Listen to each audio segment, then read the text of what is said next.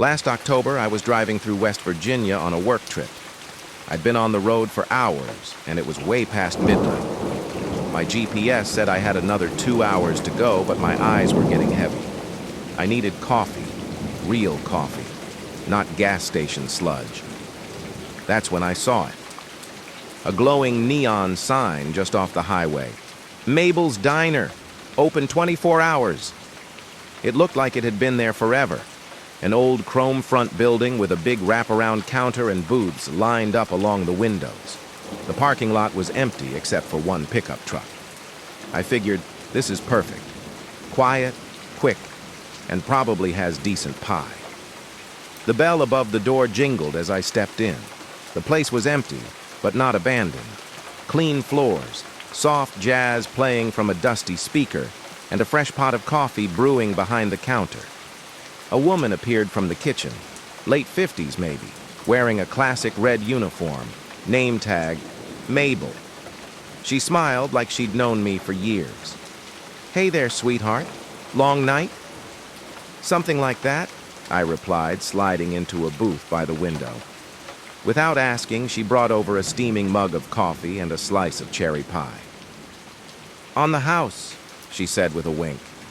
"You look like you need it." We made small talk. I told her I was headed to Charleston. She laughed and said I'd picked the loneliest road in the state. She talked about weather, bad truckers, the old jukebox that hadn't worked since 2005. She called me sweetheart every few minutes, and I don't know why, but it felt comforting, familiar. She kept refilling my mug without me noticing. One second it was half empty, the next it was full again. After about 45 minutes, I felt refreshed. My eyelids weren't heavy anymore. I checked the time. It was almost 1:30 a.m. I stood up, stretched, and walked to the counter. "How much do I owe you?" I asked. That's when a man stepped out from the kitchen. He looked surprised to see me.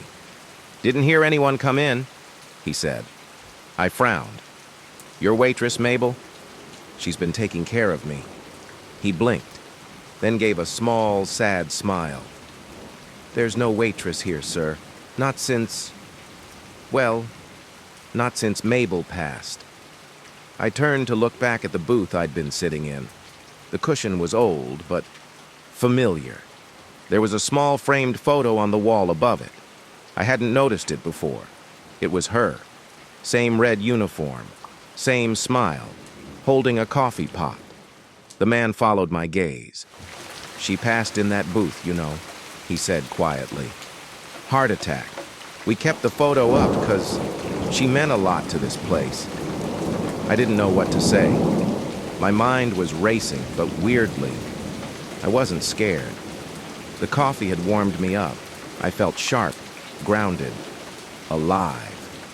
I reached into my wallet, pulled out a $20 bill, and tucked it under the edge of my empty plate. "Tell her thanks," I said softly. I got in my car and drove off. The highway was quiet, the sky starting to lighten just a bit with the coming dawn. When I stopped for gas 2 hours later, I noticed something strange. In my cup holder was a thin receipt, even though I never got one. At the bottom, written in loopy red ink, it said, "Take care, sweetheart. Coffee's on me." I still have it, folded in my glove box. And every now and then, when I pass a lonely diner late at night, I check the booths. And I order coffee, just in case she's still working the shift.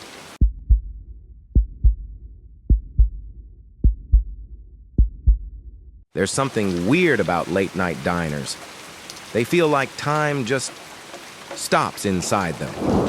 The hum of old lights, the smell of burned coffee, the distant clatter of dishes, like they exist in their own little bubble of reality.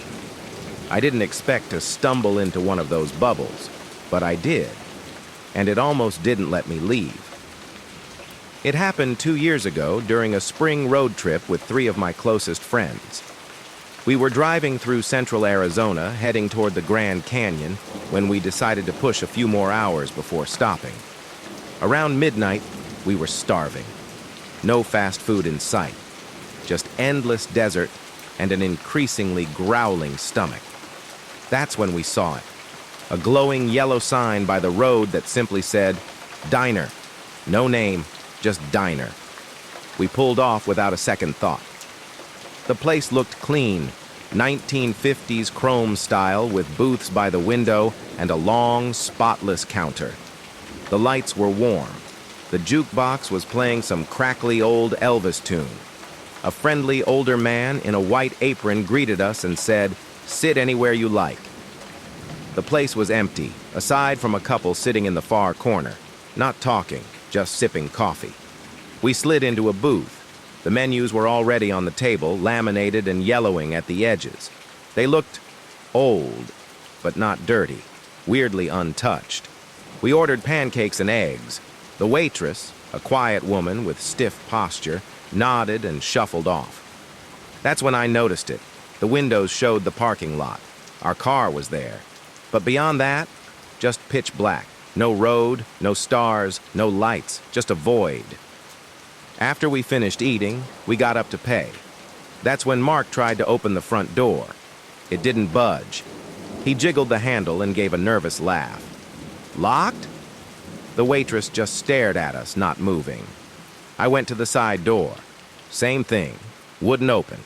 Even the bathroom door was locked. Panic started to build in my chest. We asked the man behind the counter what was going on. He just smiled and said, "You haven't finished yet." Back at the booth, one of us noticed something scratched into the back of the laminated menu. Tiny lettering, like it had been etched by a paperclip. It read, "To leave, everyone at the table must finish their food, and no one may speak." We laughed at first. A prank, right? But the doors, the windows. We sat back down, and no one said a word. It was the quietest meal I've ever had. Every scrape of the fork, every clink of the glass, felt amplified. The couple in the corner watched us the whole time, unblinking. I didn't want to eat. I wasn't even hungry anymore. But I forced down the last bite of pancake, keeping my eyes on my plate the whole time. As soon as the last of us finished, the jukebox clicked off, the lights flickered, and the front door creaked open. We didn't speak a word until we were back in the car, speeding down the highway. Suddenly, the sky was back. The road lit up under the stars. The void was gone. We looked behind us once. The diner was no longer there. Just empty desert. We made it to the Grand Canyon the next morning. We laughed it off, convinced we'd imagined it.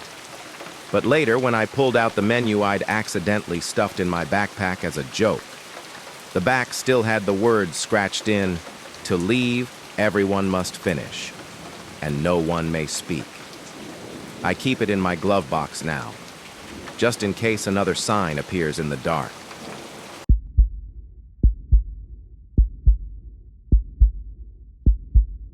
I was on my way back from a friend's wedding, driving solo through the back roads of Pennsylvania during a storm. It was after midnight, and the rain was relentless, pounding the windshield so hard I could barely see the road signs. That's when I saw the lights. A small glowing diner off the highway. It looked like something from another era. Chrome walls, neon flickering, and one of those vintage signs that just said "Eats." I hadn't eaten all day. I was soaked and starving. So I pulled in. Inside, the place was almost empty. Warm, yellow lights, booths along the windows, a quiet old song playing through a crackly speaker. A waitress, mid-40s, curly hair tied back, smiled at me the second I walked in. "Storm got you, huh? Sit anywhere, hun." I picked the booth closest to the front. As I dried off with some napkins, I noticed someone sitting all the way in the back corner of the diner. A man. Still. Silent. Almost too still. The waitress brought me coffee, and I tried not to stare. But something about him felt wrong. He didn't eat, didn't drink, didn't even move. He was just staring out the window. I finally asked her, joking, "That guy back there waiting for the storm to end too?" Her face changed. Not scared, just careful. She leaned in and whispered, "Don't look at him. He remembers who stares back." I froze. It felt like one of those things people say to scare tourists. But there was something in her tone that made me second guess. I kept my head down, ate my sandwich in silence, and tried not to glance his way again. But curiosity is a terrible thing. As I stood to leave, I did it. I peeked. He was facing me now, still unmoving, wearing a weathered coat. His face was off, blurred, like it wasn't fully formed, like the diner lights couldn't settle on him. His eyes were wide and glassy, too wide, and I swear, just for a second, his mouth moved. I paid and practically jogged out to my car. The storm had calmed, but inside I was buzzing with nerves. I adjusted my mirror, started the engine, and for a moment I thought I saw him in my back seat. But when I turned around, nothing. Still, I didn't go straight home. I drove an hour further before stopping at a well-lit gas station just to calm down. That night, I had a dream.